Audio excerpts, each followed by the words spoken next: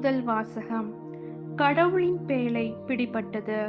இஸ்ரேலர் தோற்கடிக்கப்பட்டனர். Samuel முதல் நூலிலிருந்து வாசகம்.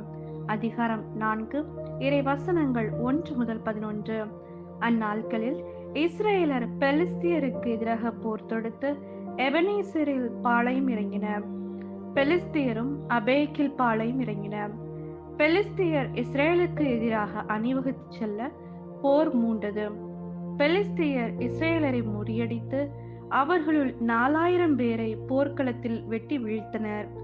வீரர்கள் பாளையத்திற்கு திரும்பிய போது இஸ்ரேலின் பெரியோர் கூறியது: இன்று பெலிஸ்தியரிடம் நம்மை ஆண்டவர் தோல்வியுறச் செய்தது ஏன்? ஆண்டவரின் உடன்படிக்கையை பேழையை சீலோவினின்று நம்மிடையே கொண்டு வருவோம். அது நம்மிடையே வந்தால் நம் எதிரிகள் கை நின்று நம்மை காக்கும். ஆகவே வீரர்கள் சீலோவுக்கு ஆட்களை அனுப்பி கெருவுகளின் மீது வீற்றிருக்கும் படைகளின் ஆண்டவரது உடன்படிக்கை பேழையை அங்கிருந்து கொண்டு வரச் செய்தனர். ஏலியின் 2 புதல்வர்களான ஒப்னியும் பினகாசும் கடவுளின் உடன்படிக்கையை பேழையோடு இருந்தனர். ஆண்டவரது உடன்படிக்கை பேழை பாளையத்திற்குள் வந்ததும் இஸ்ரேலர் அனைவரும் நிலமே அதிரும் அளவிற்கு பெரும் ஆரவாரம் செய்தனர். இந்த ஆரவாரத்தை கேட்டதும் பெலிஸ்தியர் எபிரேயரின் பாளையத்தில் இப்பெரும் ஆரவாரம் கூச்சலும் ஏன் என்று வினவினர். ஆண்டவரது உடன்படிக்கை பேழை பாளையத்தினுள் வந்துவிட்டது என்று அறிந்து கொண்டனர்.